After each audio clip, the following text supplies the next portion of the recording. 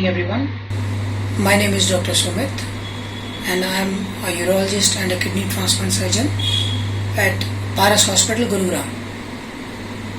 Today I'll be talking to you about a very common clinical problem that we as urologists encounter in our day-to-day practice, both among males and females across all ages, that is urinary tract infection. Now, what is urinary tract infection? It is infection by usually a bacteria or a fungus of the urinary tract, which includes the kidney, the urinary bladder, prostate, or the urinary passage inside the penis, that is the urethra. Now, urinary tract infection can be classified as a simple urinary infection or a complicated urinary infection.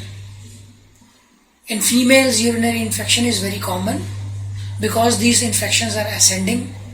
They ascend from the tip of the urinary passage, go up into the urinary bladder, and that is how this infection is caused. In case of females, the tip of the urinary passage to the entry into the urinary bladder, that is the urethra, it is pretty short, it is only 3 to 4 centimeter, and this is the distance the bug has to travel to cause urinary infection in females. Secondly, the urinary passage, it is in close proximity to the genital tract, that is the vagina, and the gastrointestinal tract, that is the rectum. Contamination by secretions of vagina or by the stool, it predisposes females to getting urinary infection more frequently. However, males, they are inherently protected to urinary infection because of long length of urethra. The bacteria has to travel from the tip of the penis into the bladder for a distance of around 18 centimeters. Males get urinary infection only when they are slightly aged, after the age of 50 years, or if they have an underlying predisposing condition only. Therefore, any urinary infection in males, it is called as a complicated urinary infection. How does one know that one has a urinary infection?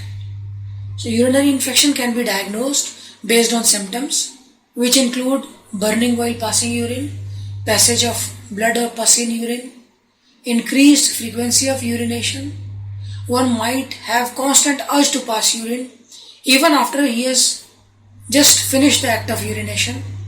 There may be fever, and in elderly individual there may be some amount of confusion. There may be backache. These are the common symptoms of urinary infection, which can be confirmed by doing a urine test in form of urine microscopy or urine culture. If you have any of these symptoms, it is likely that you are suffering from urinary infection. Now the next question arises is, why does urinary infection happen at all? And how to take preventive measures? So for that, as I have told you already, that women, they are more predisposed to urinary infection because of their anatomy. The common reason that can predispose or increase the possibility of urinary infection is, one of the commonest reason is dehydration. If you are not drinking ample amount of water, the cycling of the urine is slow, and that is why long duration of pent up urine remains into the urinary bladder, and this stale urine is more prone to get infected. If one does not take care of genital hygiene well, he or she is more likely to get urinary infection. So please, while taking bath, ensure that the penis and the vagina, it is cleaned with a mild soap and water. Don't apply strong chemicals on the genitals like Dettol or Savlon, or even this vaginal hygiene product. Better is use a mild soap like Pierce, Dove, Johnson & Johnson baby soap or something like that, which is an alkaline soap which is gentle to the skin, and use it to wash the genitals. Avoid unsafe sex. It is one of the common reasons for causing urinary infection, which can be bacterial as well as viral.